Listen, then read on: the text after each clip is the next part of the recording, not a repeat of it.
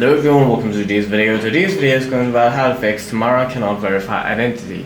For that, the first thing that you can try and do is head over to your quick settings and switch between your Wi-Fi and mobile data, and also toggle airplane mode on and off on your device. The other thing that you will have to do is head over to your app drawer and open up the Tamara app on your device. Once you're inside the Tamara app, a couple of things that you'll have to do is make sure that the pictures that you are uploading onto the Tamara app to verify your identity are. You must also make sure that the verification number along with the verification code you have entered to verify your account are correct. If the issue still persists and it is an in-app issue, simply head over to Play Store, head over to the search bar, search for the Tamara app inside of your search bar and update it to the latest version.